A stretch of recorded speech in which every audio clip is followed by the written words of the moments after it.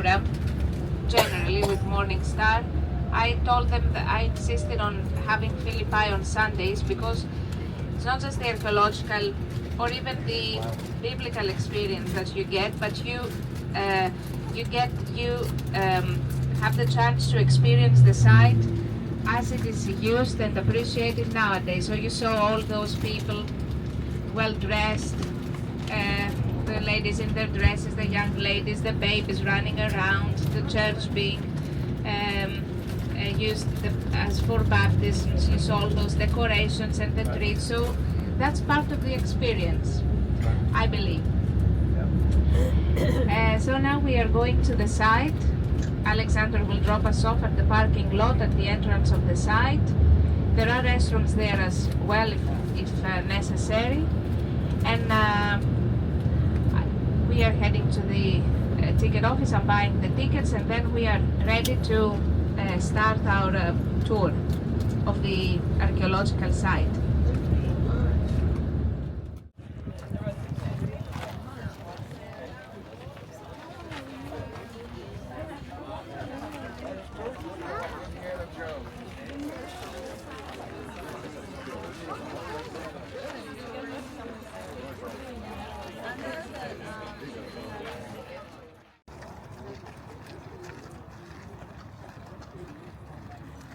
We're going into the theater.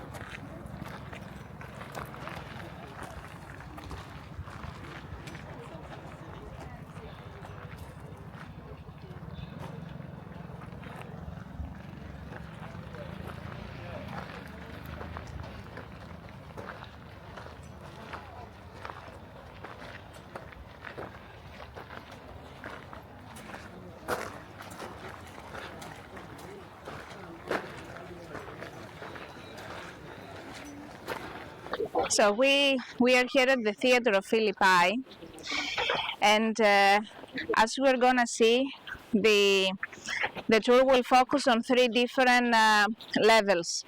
What was Philippi before Paul's arrival here? What happened during Paul's presence and stay here in Philippi, and what was the aftermath of his presence? So we will see monuments, the theater primarily prior to his period. We will see monuments that are contemporary to his period, 1st century AD, but we will also see early Christian basilicas, ruins of theirs that show how Philippi evolved as a Christian city here in Greece. So everything began because of that mountain that you see on your left, Pangeon. This is what we saw on our way with the gold mines and the silver mines, as I told you. And that's why in middle 4th century BC, around 350, 356, we have Philip II, father of Alexander the Great, founding the city of Philippi. There was another village, another settlement here existing already called Crinides. That's why in Google Maps or on the signs you see that name as well. But it is Philip II who made that location very important for the economy of the Macedonian Empire, and consequently as later on for the Roman economy as well.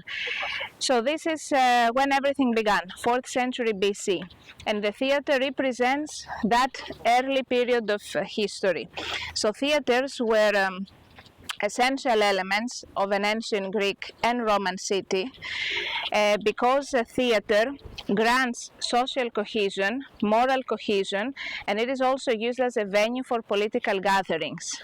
So we can talk about the philosophy of theater during a bus ride, but don't forget that the theatrical plays of theirs were actually a way to teach social ethics, because you saw the blasphemies and the sins committed by the heroes, the protagonists, and then you saw how that mistake and their destiny evolved, and finally you get the tragic end, the nemesis, the punishment.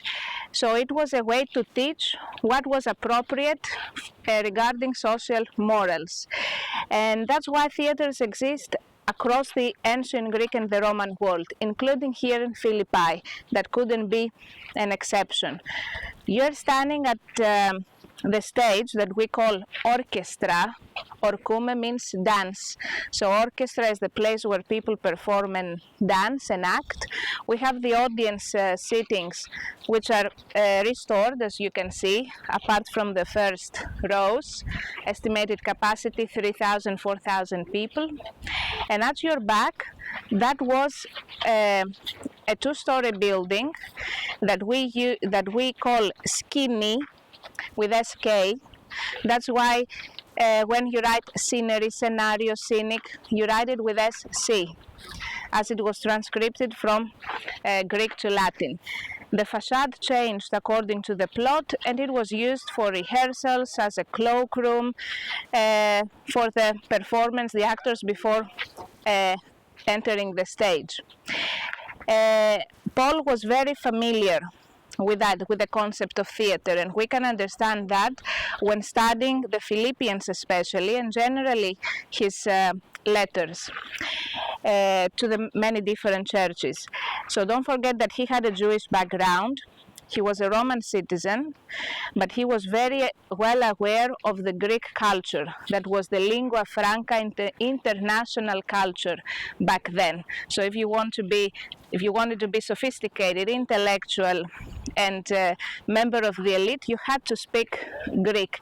And the language of trade, of economy, it was Greek as well, although we are talking about the Roman days. So when we read the Philippians, I have the exact chapter here. I'll just give me a minute to find it.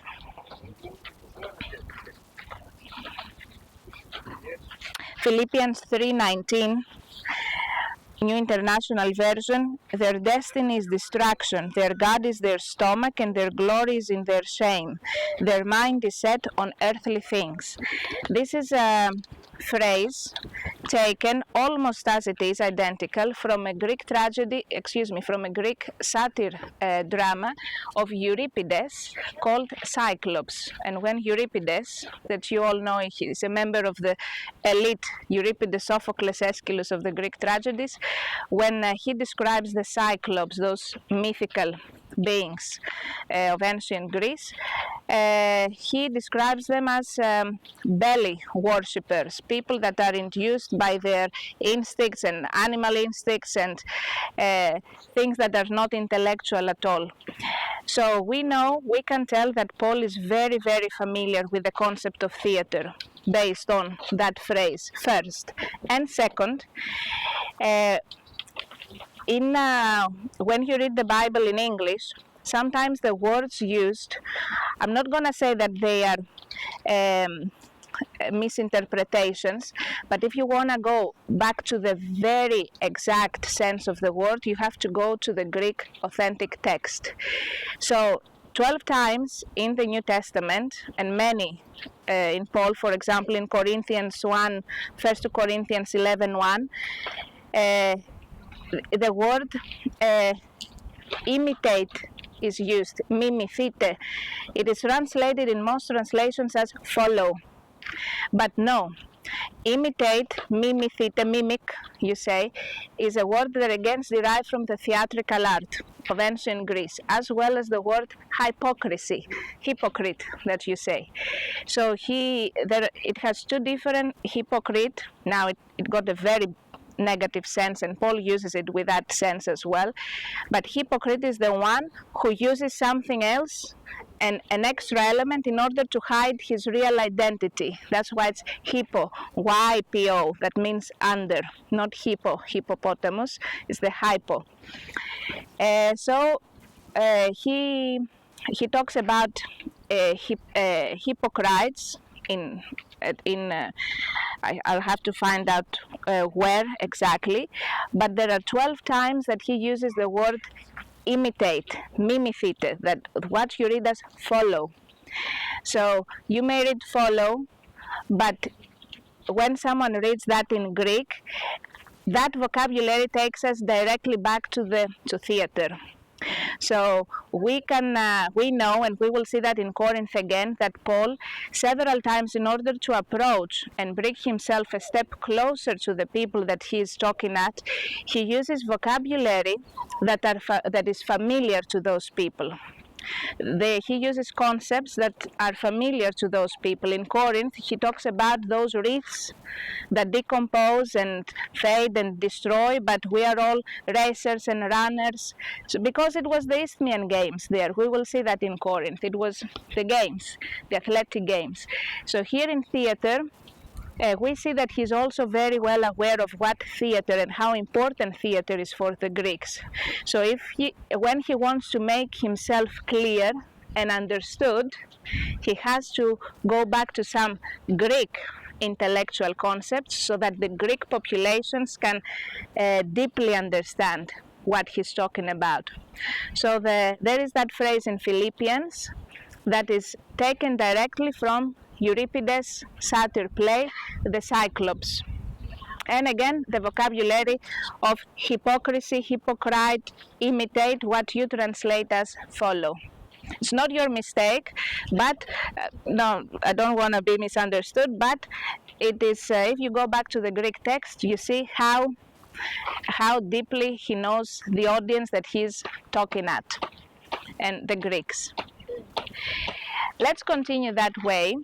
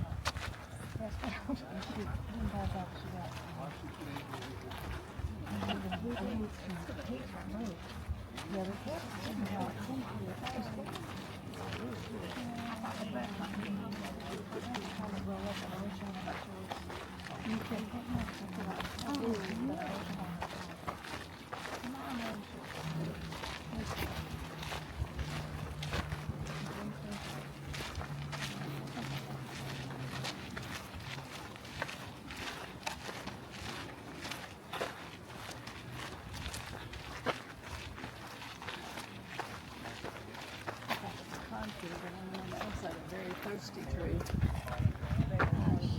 Withered.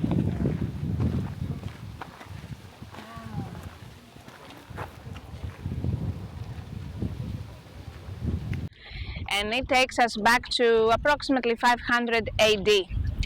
Can you hear me? Yeah? So we have 3 basilicas excavated in the site so far.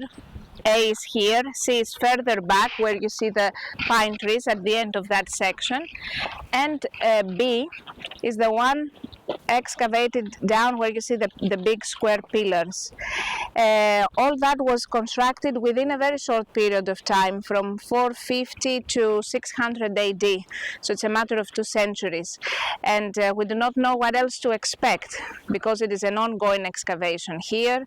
It started in the 1910s, 1920s, and it still goes on more intensively.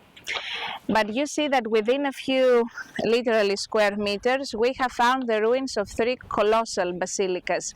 And these tell us a lot of the significance of Philippi as a Christian city. because we saw the theater, how it all began. We will see the places associated to Paul and Paul's time, 1st century AD. But the basilicas are a good example to understand what happened after Paul's presence. It's the aftermath of his presence. And when we study Philippi, we can read 11 names of that Philippian, that very first early Philippian Christian community. One of those names, Epaphroditus, for example, the one responsible to take money to Rome and assist Paul. We do not know at what rate that community grew, but definitely 200 years, 300 years later, there were a few thousand Christians here in Philippi. But don't forget that only in 313 AD can we talk of Christianity practiced freely as a religion. We have the Treaty of Milan, a very important moment in religious history, because that treaty declares religious tolerance. So any person in the Roman Empire can practice freely their religion. And this is when the persecutions and the executions end. We will go back to that subject when we get to Patmos, because John was in exile on the island of Patmos, as he himself wrote when introducing the book of Revelation. So only in 313 we see that Christianity can be practiced freely, and right away the Christians start building monumental buildings, and the basilica is the wisest choice for two reasons. First of all, this is what they were used to for centuries. Basilica, it means the royal building, basileus, it means king, and it was a building used by the Romans in order to house big gatherings, social gatherings, political gatherings. It was a very common element of a city, of a Roman city. So first of all, this is what they were used to, this is what they knew. They had the know-how of how to build a basilica. But I believe, and many scholars think, that it also has to do with, it's like a statement to the Romans. Because the Romans, they persecuted and they persecuted the Christians, and the Christians suffered a lot by certain Roman emperors. So when finally in 4th century AD the Christians are able to worship their God freely and not being crypto-Christians anymore, they're gonna do it in the building that is the most the building that most represents Roman architecture and the concept of Rome, and that's a basilica. So it's like a statement. You went after us, but now we worship our God into your symbol building somehow. So let's see how big that basilica was in order to understand the size of the community. So we start here. Did you say 500 AD? 500 AD, yes. I'm gonna go into the ruins, but you can walk outside if you don't want to step into the uneven part. This is the altar. So this is where the priesthood would be sitting, right here, and that curve by my left side, by your right side. So this is where the east end of the structure would be. This is still the altar. Then we have the nave right here with 5 aisles or 3 aisles divided by colonnades. Follow me please this way.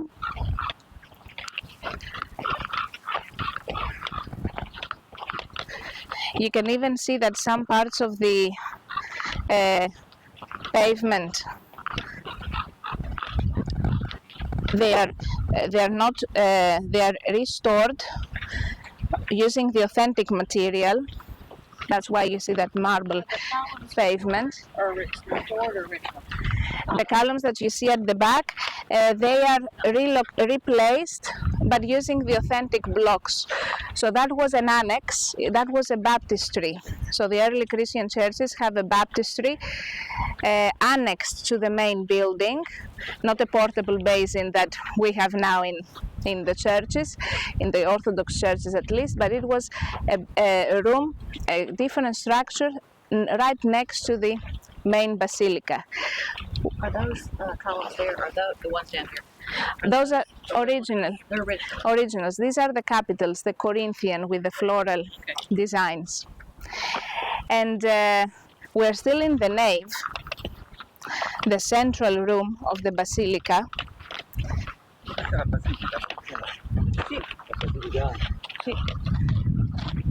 And there is an entry hall, like an antechamber. On your left, you can see how restoration goes now. They've been recently putting back the pieces of this floor. And now we are exiting the nave. So that would be like a porch with a colonnade and steps at the front. On my right, back there is the baptistry. That was the way to the baptistry, and where you see those two pillars.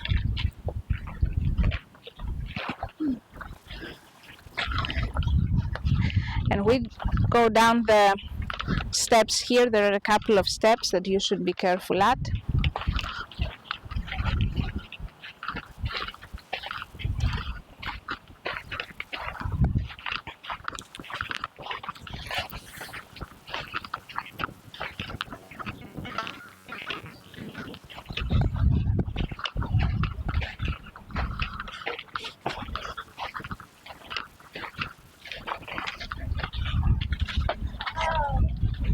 And now you're walking around the colonnade. You can see the base as well as some fragments of the pillars. And that would be a courtyard, like a patio outdoors with a fountain in the middle. So we are still in Basilica A. We are still in the same building.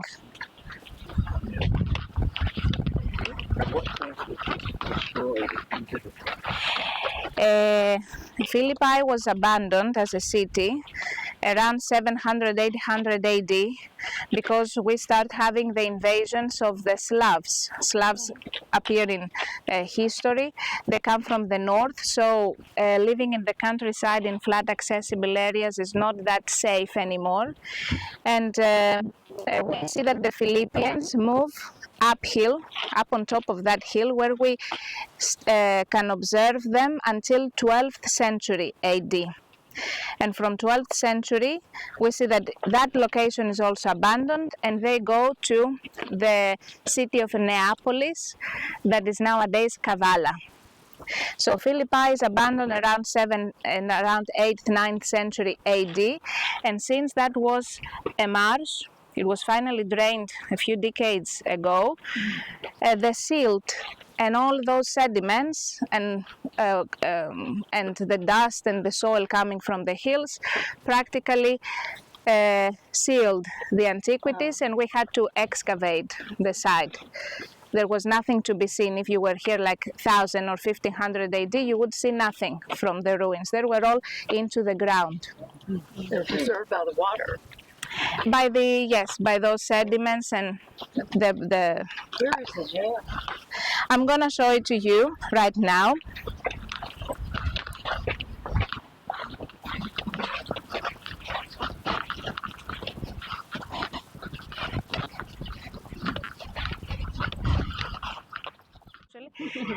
That's the entrance.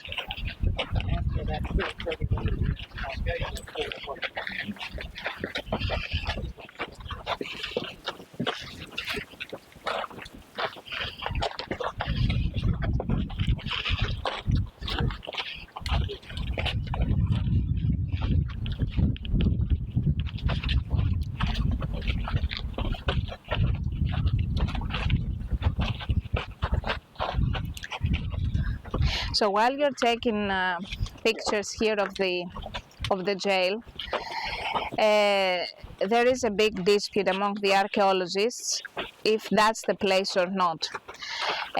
However, there are more arguments in favor of this monument being indeed the jail of Philippi than not. Those that say that it cannot be a jail say that you cannot have a jail right on your central square. And this is where the arguments end. in Athens, we have the prison of Socrates, the famous philosopher, right in the agora, in the marketplace, literally 100 meters from the temple of Hephaestus and the marketplace. So it's in the site that was the central square of Athens. So we have other examples of cities having their jails, probably of temporary presence, though, temporary imprisonment, at the central square. That we know for sure that that was a cistern in earlier periods of time, like a water tank. We find hydraulic mortar here and there. And we have again cases in archaeology of cisterns being converted into jails by adding mud brick walls for divisions. So many people, when they think of a prison, they think something like of Alcatraz, something really heavy, like a castle. But no, those temporary jails would be as simple as the one that you see. And there's one more argument. The steps that you are now on is the entrance, the monumental staircase to the Basilica A. So someone would go up these steps and then to the right, courtyard, antechamber, and the nave. So there is a clear and visible effort of the Basilica A to inscribe the jail into its complex. So it is interesting to see that in architecture how this staircase embraces the jail and continues at an upper level. So we believe, in studying this case from architecture-wise and engineering-wise, that there was a clear effort to not just to preserve, but to integrate that section, which is the jail, into the complex of the basilica. And why would you do that if you didn't consider that section as something significant and worth of keeping? So these are the arguments in favor of that place being that temporary jail. So even though this was later, That was later, but they knew that that existed. This is prior to the basilica. But you see how the later monument inscribes the older ruins into its complex. because they knew that Yes, Paul had been. as a memorial maybe.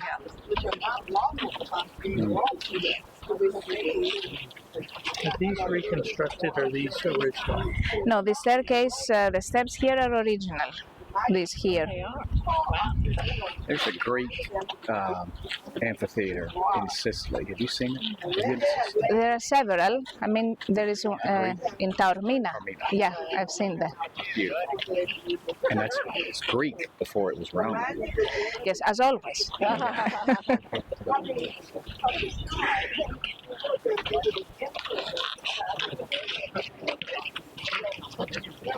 Κάνετε κάποια Όχι, θα φύγω εδώ.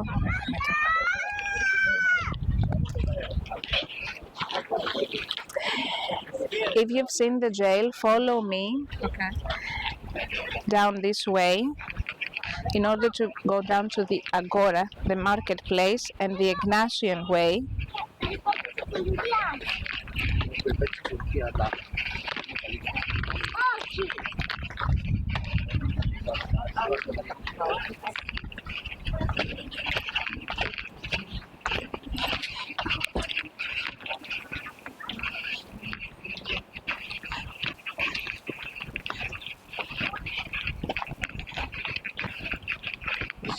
More extensive than I expected. Most of the people are not even aware that Philippi exists. They think that it is a place that is just in some archaeological maps now, but it does exist. Yeah. Let's stand at the shade, please. Go and wait at the shade. Glad you know where the show is. Okay. Who's that?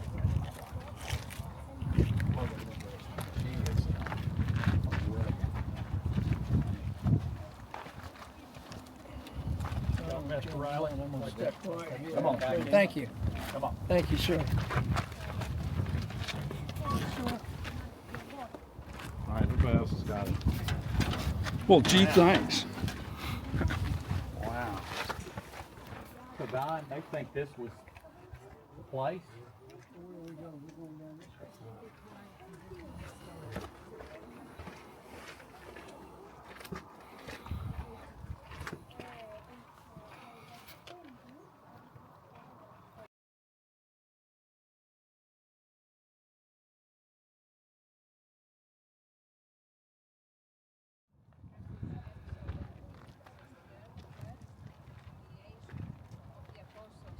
Romans. We cannot know why they didn't show, why they didn't tell that they were Roman citizens, but only God knows why they didn't do that. That's why they had to suffer all that humiliation in having their clothes torn and thrown into the jail that you saw. And only after that procedure did Paul ask for an official declaration of his innocence by insisting that he's a Roman citizen, and that's why he deserves to undergo a trial and not just thrown into the jail. So all Roman citizens, they had the right of a trial for any crime they were accused of, and no crucifixion for them. That's why Paul didn't die with this type of execution, crucifixion. Agora comes from the Greek verb agiro, that means gather, concentrate. So the agoras will be in Corinth, in the Agora of Corinth. The agoras are another very fundamental elements of an urban layout. It's the central square, the marketplace, administration is there, culture is there, trade is there, commerce, commercial activities. So it's the heart of the city. Think of the central square in Memphis, and that would be an agora. It's the equivalent of forum in Latin, and that's why when people cannot stand being in very busy places, they suffer of agoraphobia. That's the marketplace. So it's translated as marketplace in several translations. It is agora, and we will see also the agora of Thessalonica, where that mob was formed and invaded Jason's house in Thessalonica. We'll see the ruins of the agora there as well. So let's go down this way.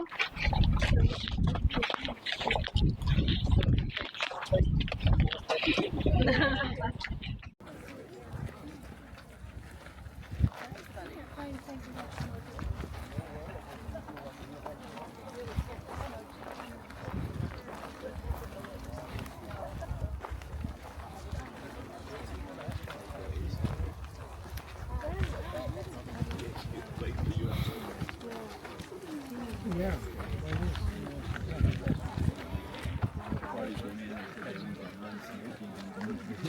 Yeah. The house is it's all nice. All nice. I mean, where have they been?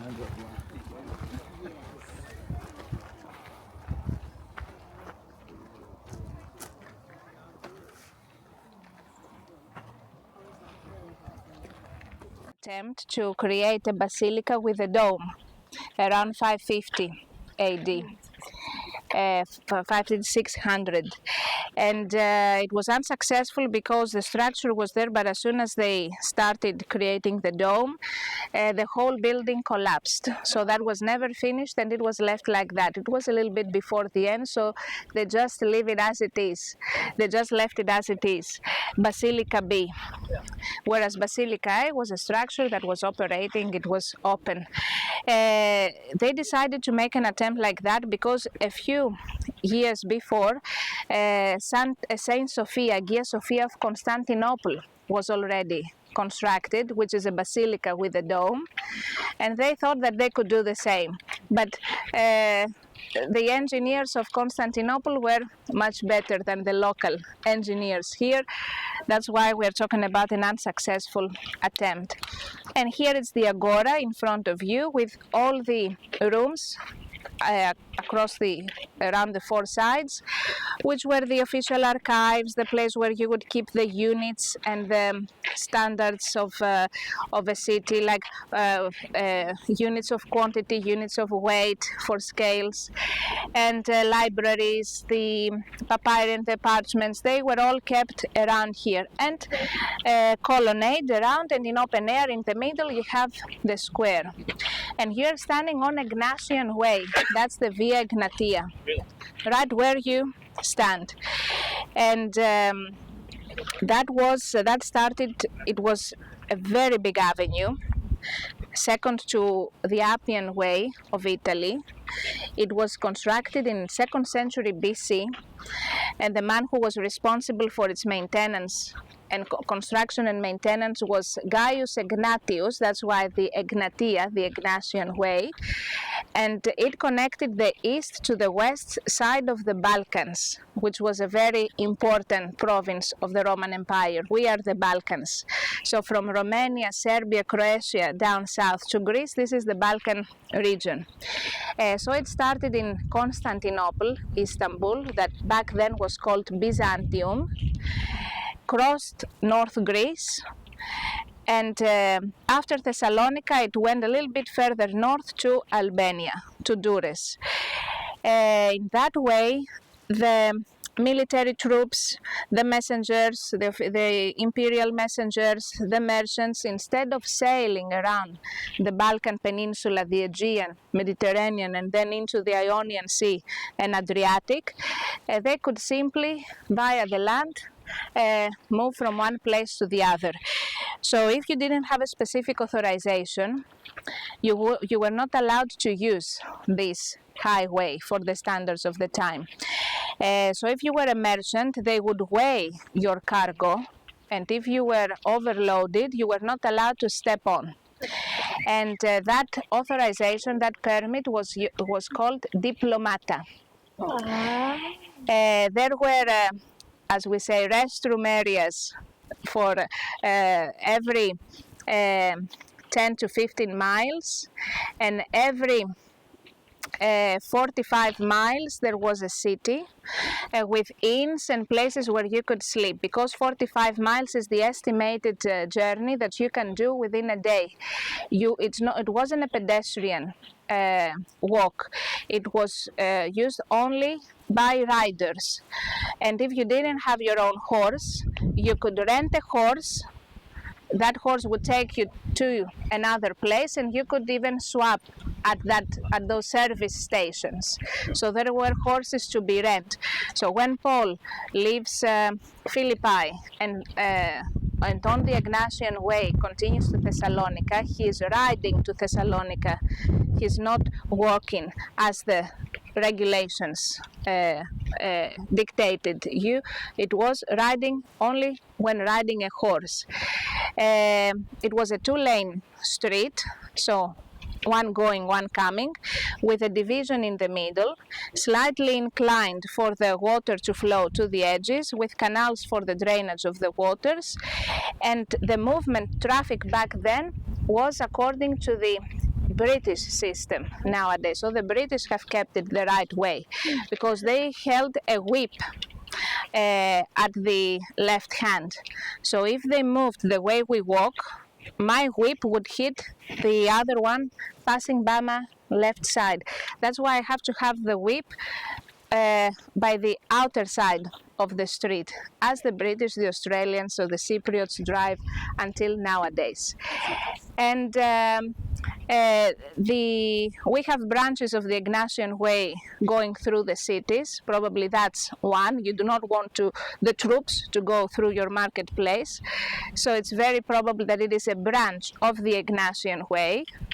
And the big highway would go right around the city, and it avoided the big elevations, it avoided the very flat areas, always in open curves, in slightly projected areas, so that you can supervise if there's a thief, something malicious around you. And that was the most important highway that the Roman Empire had outside Rome. and crucial not just because of its tangible impact, economy, for example, and trade, but when you have cities lying on a highway of that scale, inevitably those cities will be tolerant, will be flexible, will be open-minded, because on a daily basis you have traders and merchants and travelers and pilgrims going in and out of your city. So you cannot be naive or rural or narrow-minded. It's not a coincidence that the three cities that Paul visited during the first half of the second missionary journey here in North Greece, Philippi, Thessalonica, Berea, they all lie on the Ignatian way. There's nothing out of the way, none of those three cities. So apart from, as we've said, its tangible impact on the economy, the Ignatian way was a way to trade ideas, trade customs, traditions, exchange ideas. It brought the world together back then, or closer at least. So that's another very interesting detail of Paul's plan, always in cosmopolitan places. So although he was physically present in Philippi, the people that he encountered were not necessarily Philippians because of the presence of this highway. Let's continue.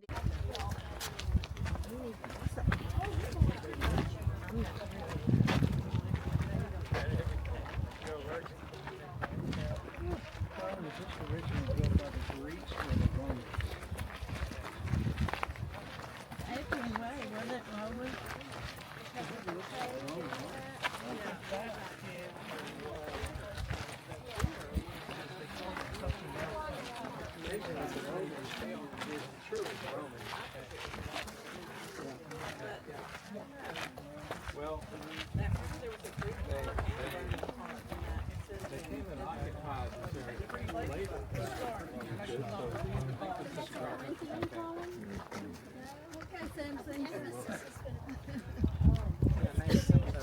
Earlier stuff was Greek, and then Donna's not going to have Donna's going to be working double time. I know, I was like, Dom, this, like, too much information.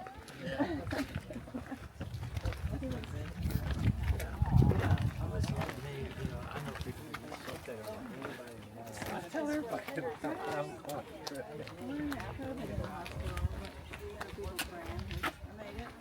That's cool from this side. Like a fire pit or something there, maybe.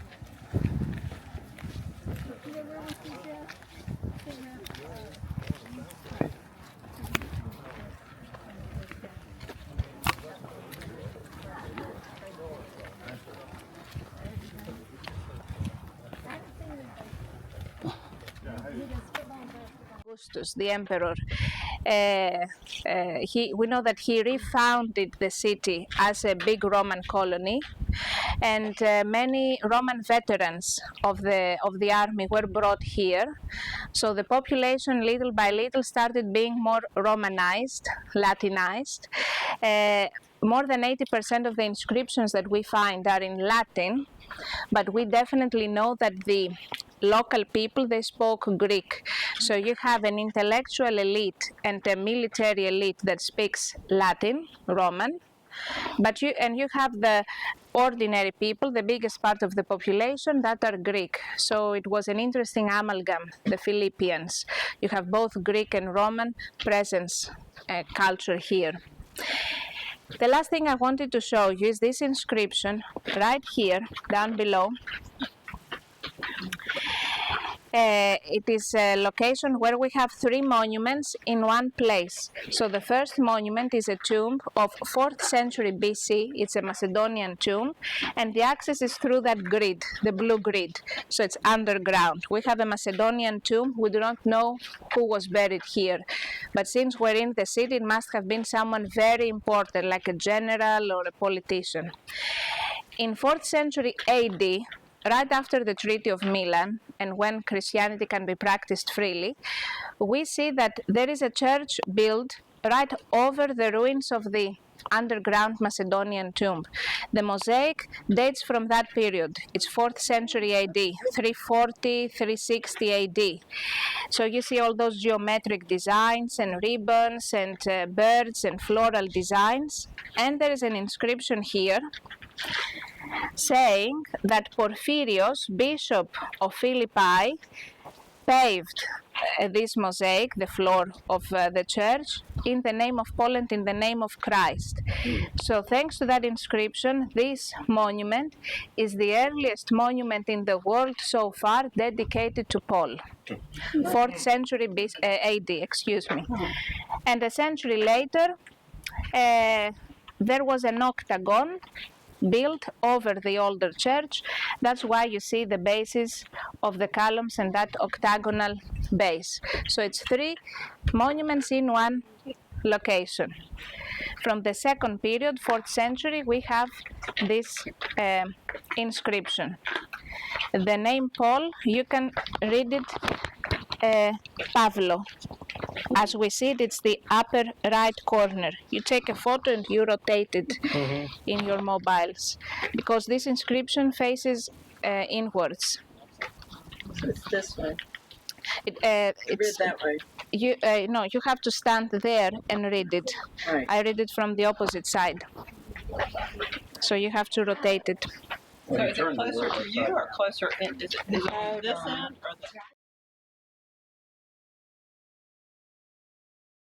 So that's the beginning. You start from here, left to right, second line, left to right, third line, Paul, Pavlo is here. And en Christo, in Christ, en Christo. That's the end of the inscription. Thank you. You're welcome. Wow.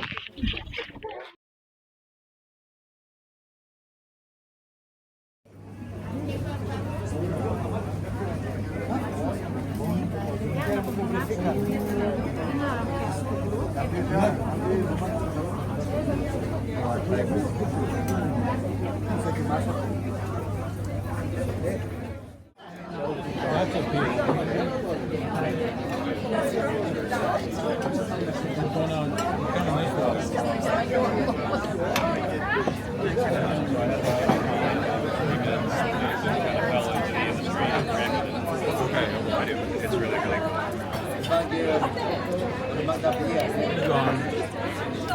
What company in Memphis that did it? Actually, the manager. You don't watch Bucksport.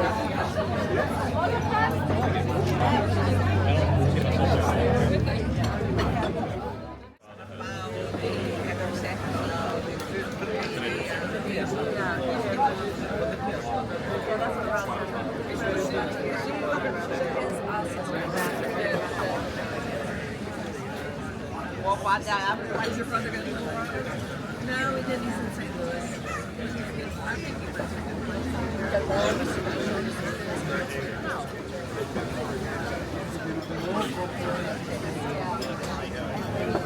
I told you my mother.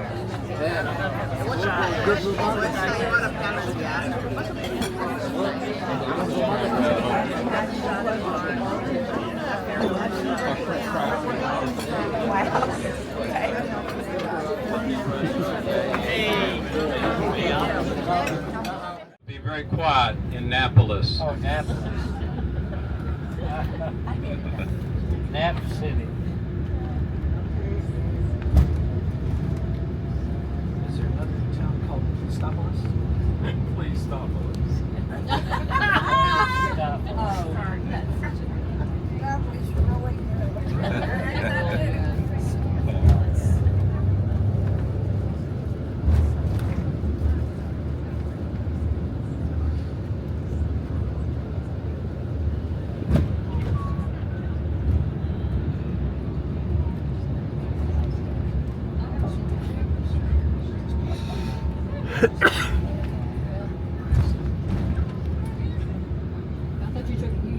you see, practically the city of Kavala has two front sides, two facades, one facing this side, the east, and we will go a little bit uphill to end up at the harbor at the other side, where's the city center. So now we are entering the city of Kavala, 80,000 people, as we've said. And that was the biblical Neapolis. Actually, from the ancient Greek days, it was called Neapolis, when it was established as a colony from the people of Thassos, of the island right across, in 7th century BC. When Paul arrived here, it still held the same name, Neapolis, and during the early Christian period it was renamed to Christopolis, the city of Christ, Christopolis. So you see that the congregation, the Christian congregation here was not limited just to Philippi, although that was the major city, but also other minor towns were affected by that, and there were sub-congregations. That's why Kavala, Neapolis, was renamed to Christopolis, the city of Christ. And from 16th century onwards, the name Kavala starts appearing. It doesn't have to do with cavallo of the Italians, like horse. It's probably of Turkish origin, but we cannot, in linguistics, we cannot yet find out what Kavala means.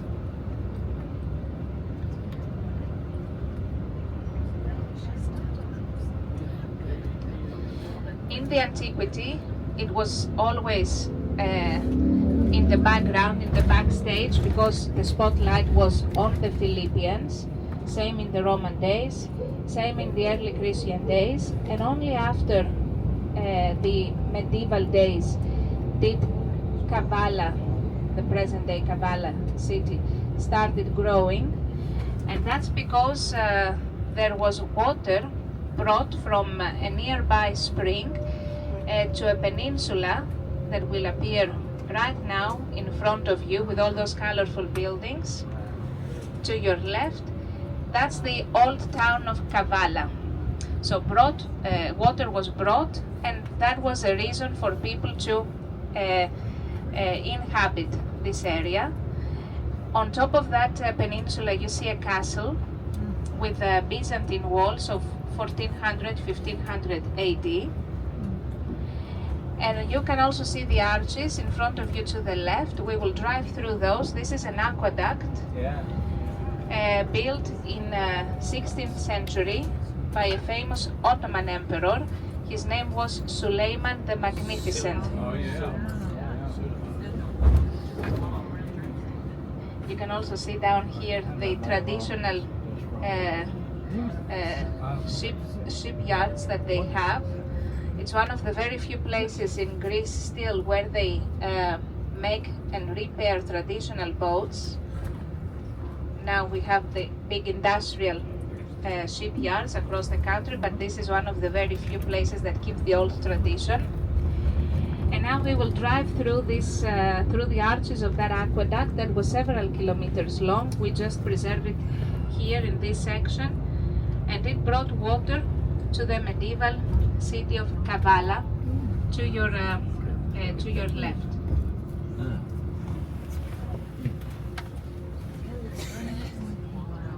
Wow.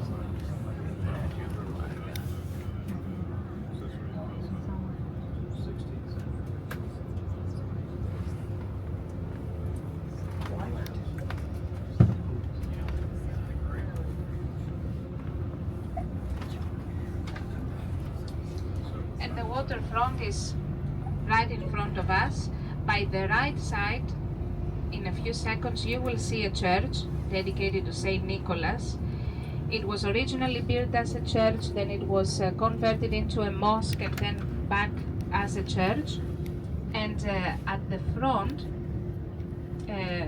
as we will be advancing, as soon as the traffic light becomes green, you will see that there is a mosaic showing depicting Paul's arrival here at Neapolis, and there is an ancient block, because we know that the water came up to here.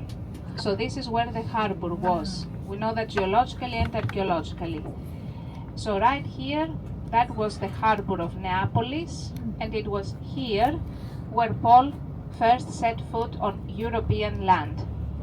Right now on your right.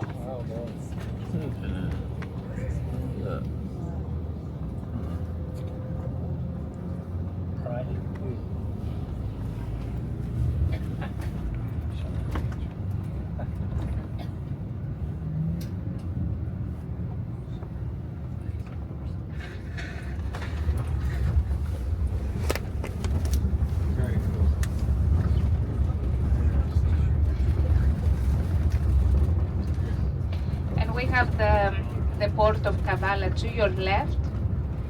The pier at the very back is where the cruise ships dock. There aren't many cruise ships that dock here. I mean, like 30 or 40 arrivals per year. It's not as busy as Athens, Mykonos or Santorini. And the city is a modern city, as we've said, with no antiquities to see in the city. Because Philippi was the center of attention, it was the focus back in the ancient Greek and Roman days. Kavala, however, if we wanna separate a period of its history and say that that was its most glorious period, then it was definitely 19th and early 20th century, when we are examining the city's history in particular. Kavala, and generally this region of northeast Greece, is very famous for its tobacco. Tobacco industry fell in decline dramatically the last 20 years, but there are still some producers, and we have here local varieties in Greece and in Turkey that are called basma. They're very aromatic. Basma of Kavala, basma of the different areas. They have wide leaves and they are very aromatic, so a good cigar should contain a small percentage of the oriental basma tobacco leaves. So Kavala, as a city of the Ottoman Empire in 19th century, became the center of tobacco trade of that region.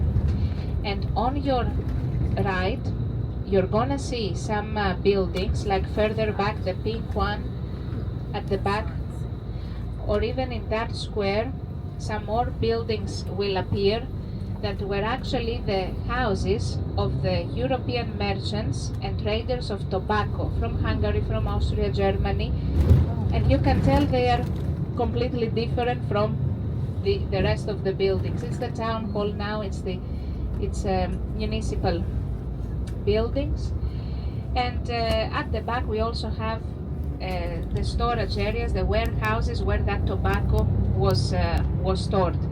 So back in the day, we're talking about the 1860s, 1880s, 1890s, Kavala had direct ferry connections, industrial ferry connections, with several other Mediterranean and European ports. So you could get a ferry from here, a cargo.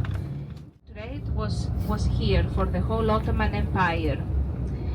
And this is what made Kavala that important. And also, it was when you study the history of working unions and syndicates and working rights in Greece, again you have to start from Kavala, because although in late 19th century that city was still under the rule of the Ottomans, this part of Greece was liberated in 1913 from the Ottomans, whereas the south part of Greece, like Athens, it was already liberated in the 1830s, 1820s, 1830s. So although we're talking about Ottoman Empire, we have the first strike in the history of Greek working rights in Greece here in Kavala in the 1890s, when the tobacco workers that were not necessarily Greeks, they were both Christians and Muslims, Greeks and Turks and Jewish people as well, They demanded less working hours, from 12 to 9.5 hours per day, and a slightly better salary, and to equalize the payment for women and men. And they went on strike in 1896, if I'm not mistaken, and they succeeded. So this is what makes it that interesting. We're talking about a strike, not in a free democratic country, but a strike in the Ottoman Empire. And the first unions as well of tobacco workers, they were also founded here in 1906, 1908. This is what makes Kavala that interesting. It's recent history, and when you go back to tobacco history in Greece and working rights, that takes you to Kavala.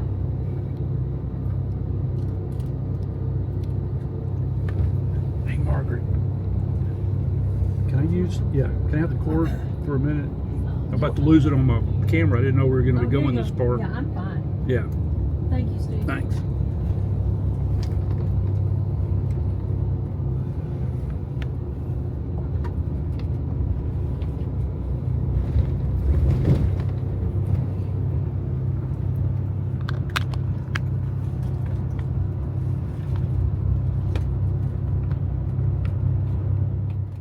Of the city of Kavala, on your left.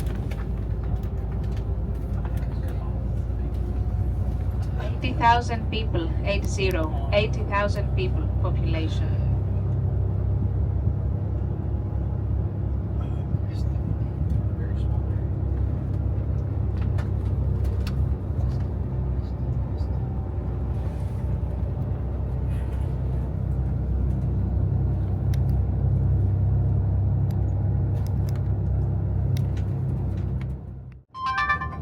Joke that I've told many times that people never get tired of because it's so profound is that there are three kinds of people in the world: those who can count and those who cannot.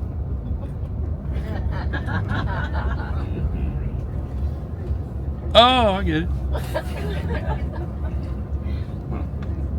So you'll hear more about this, or maybe not, but tomorrow is going to be a more relaxing day. We want to meet in the lobby at 8:30. It's going to be a walking tour in the morning, probably finish up by noon. It's going to be directly from the hotel and toward the White Castle hamburgers, the White Tower. And so we're going to be going that way, and because we're going to be walking, there's no need really to carry anything. Of course, make sure you have your whispers and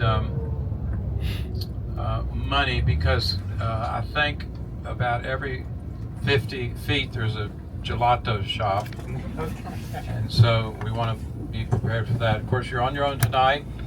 I just heard from Eddie that he's doing much better, that he slept all day, and so he is up and recovering. Continue to pray for him and for all of us. I know the travel is a tough deal. It wears on us, and so let's keep lifting each other up. Let's keep encouraging each other. And I'm so thankful for each and every one of you. You have such a great attitude. You have such a great team spirit, and I think that's why we made it to Edwards, and that's why we made it to Flynn's, to pray and then pray some more, that we would be prepared for the unexpected. And you're doing such a great job. So enjoy the evening, and when we stop, we'll give a big raucous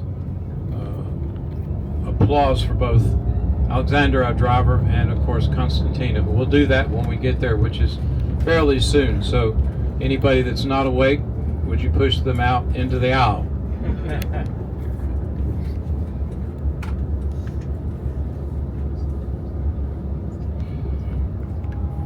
So I'd like to thank you for this day. Long, I know it's a little bit tiring, that's my job. And but I believe that you all enjoyed being in Philippi. You all enjoyed that teaching right next to the waters of Lydia's stream. Then lunch. Some of you also put your feet in the Aegean, and I will send all details about tomorrow's schedule in written form as well. You're gonna receive a message in WhatsApp with everything that you should know, timings and distances and everything about our walking tour. It's kind of a walking tour, walking discovery of Thessaloniki, Thessalonica. We will walk through the marketplaces. We will see the ruins of the Agora. It is the only place verified by archaeological findings and excavations that we can directly associate to Paul, because as you know, there is a reference to the mob formed at the Agora, those men that went and invaded Jason's house looking for Paul and Silas here in Thessaloniki, Thessalonica. And then we will continue to the city center. We will see some more monuments, churches mostly on our way, and we will visit the Rotunda, the White Tower, and the Archaeological Museum of the city, one of the most important museums of the country. So we will be finishing in early afternoon. There's gonna be a break during our walking tour, in order for you to have a cup of coffee, use the restrooms. We can have a break at a square nearby where you have lots of options to take a snack real quick and then continue. And as soon as we finish with our tour, around the Archaeological Museum and the White Tower, there are several places where you can have lunch, and the rest of the afternoon and evening will be at leisure. I can give some suggestions for dinner tomorrow, lunch or dinner. Tonight I'm thinking of including in the text, in the message, a few suggestions of pastry shops and gelato places. I don't know if you feel like dining more, but there's always room for something sweet. Yes. Yes. Am I right? Yes. Yes. So as soon as we return back to the hotel, I'm gonna write this message and send it to you right away. Thank you. And of course, I'm always available for anything you need. If you need something in particular, or if you're looking for a particular place, let me know. Do we need head coverings or shoulder coverings tomorrow? She said any head coverings or shoulder coverings tomorrow. No, tomorrow there's no dress code for the monuments that we're visiting. The day after tomorrow, when we visit the monasteries, there are some things that we should consider, like shoulders covered and knees covered, both for men and women. But generally, there's no head covering here in a Greek Orthodox Church. This is something that the Russians, the Ukrainians do, but not the Greeks. So we do not use any scarf on our head for the hair when we go to the church. Go Greeks.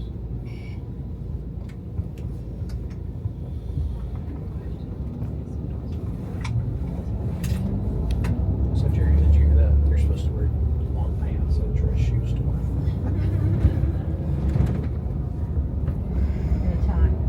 Be very comfortable. It'll be great.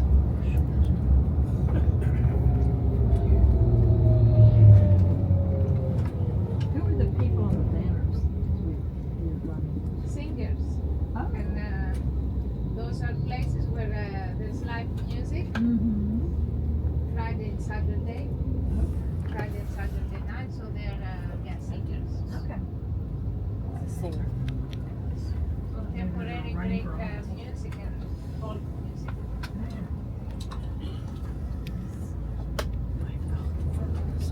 Sounded like an appetizer.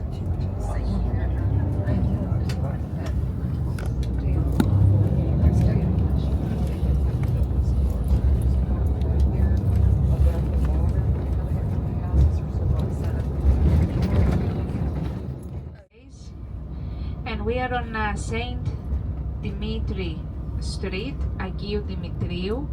He's the patron saint of the city of Thessaloniki, one of the most popular saints, actually, of Orthodox Christianity. And a little bit further ahead, we will see his church, which may not be the cathedral, but it is the most famous church of the whole city. And his day is on the 26th of October. So that's a very busy day for the Thessalonians. Of course, it's a day off for the city. And there is a 3-day fair, religious fair, with masses and prayings in the church here, and pilgrims arriving from any corner of the Orthodox world, not necessarily Greece, in order to visit the city and attend those masses. He's also one of the earliest saints of Christianity. As a martyr, Dimitris, dating back to late 3rd, early 4th century, around 300, that is to say, AD. Before we get to his church, there's a beautiful building here to your left. That is the ministry of Macedonia and Thrace. It is the only ministry in Greece that's not in Athens. It dates back to late 19th century.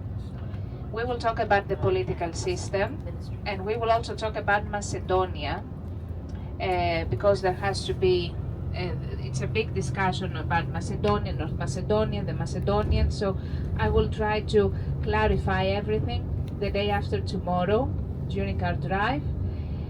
In the meantime, that's the church I was telling you about, again on your left.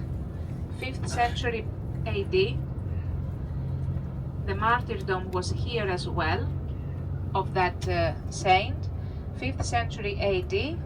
There was a big fire in Thessalonica in 1917. We will talk about that tomorrow. So this church was heavily destroyed and partially restored, as you can see, heavily destroyed by the fire and partially restored after World War II. It's the most popular and the most famous church of the whole city, Saint Dimitri. So he lived in the 300s. I wonder if he was Yes. Nicaea. I wonder if he was at Nicaea. In 350. Yeah. Was that in Rome? In 350. No, it's in Nicaea. So he was a high-ranking official here in Thessalonica during the Roman days. We will see that Thessalonica was a very important commercial hub for the Roman Empire. So he was he was a well-known person. He was a high-ranking official, and he was a crypto-Christian as well. Crypto-Christian. He was a secret Christian. He was faithful. So he was persecuted for that. He was put into a temporary jail at the basements of the baths that were nearby, and there he met a gladiator again, he was in jail for his Christian beliefs, and according to his biography, that gladiator was meant to fight against the beloved gladiator of the emperor, the Roman emperor. It was like David and Goliath, but because of his faith and also Dimitri boosted his courage, that gladiator Lieus, his name, won, and the Romans did not like the outcome of that fight, and they were both executed over there where the Christian church was later on built. So it's the place of martyrdom, and the first church was 4th century, and the big church, more monumental, it's 5th century AD.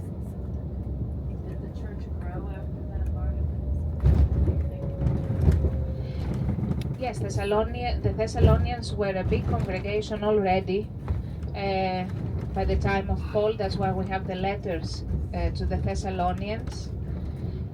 When he was in Corinth, he wrote that letter to the congregation of the Thessalonians. So we know that for sure there was a big community, Christian community. And as soon as we have the Treaty of Milan, 313 AD, and everybody can practice their religion freely, then Thessalonica evolves as a big Christian city as well. And since it was more central, more affluent, the location is definitely better than Philippi. We're talking about the central city of the Roman Empire here in the Balkans, and it always had this title. No matter what the empire was, Roman Empire, Byzantine Empire, Ottoman Empire, Thessalonica was second after the capital city. It was a very significant city and highly privileged by the authorities themselves. Why were they called crypto-Christians? Because they Crypto means secret. So crypto is someone who's doing something secretly, in secret. So crypto-Christian is the one who's a Christian but in a secret way. So they started cryptocurrency. So, guy came up and he said, "What kind of dog is that?" And he said, "Well, it's a police dog." He said, "It doesn't look like a police dog." He said, "He's in the Secret Service." Are you a crypto comedian? I'm a crypto comedian. False comedian. Extremely crypto. Yeah, what is this right there? This is the Arch of Galerius. We will see that tomorrow because Rotunda is the round building that you see at the back by your left side. So we're gonna visit the round monument, Rotunda. It has some magnificent mosaics in it. And we will also walk by the Arch of Galerius.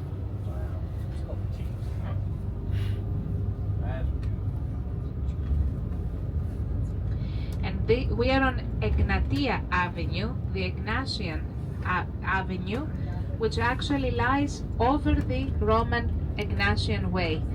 And the Golden Gate was here. You can see the walls on your left. So now we are exiting again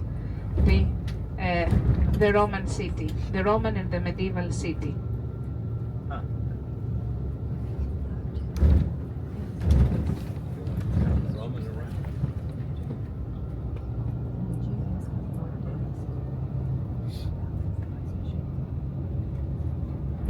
You got your key?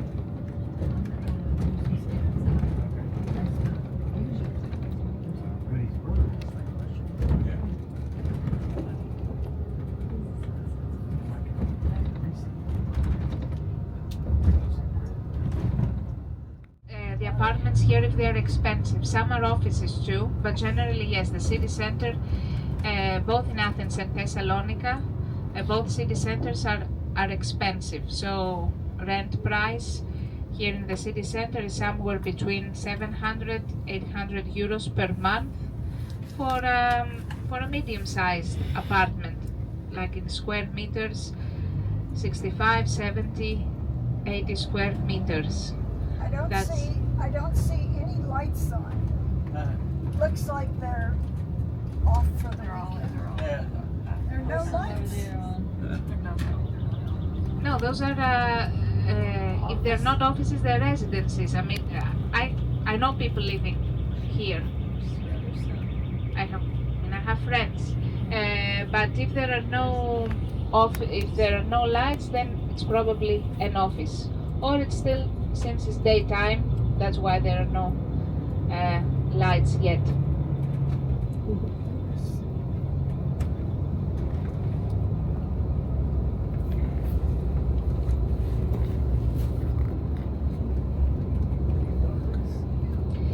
But the big difference with Athens is that in Athens, in the city center, you do not find many residences, many apartments. It's mostly offices and businesses, whereas here in Thessaloniki it's a much more compact city. So all those buildings that you see, they're a mix of offices, commercial buildings and residences, private apartments. In Athens, it's not like that in the city center.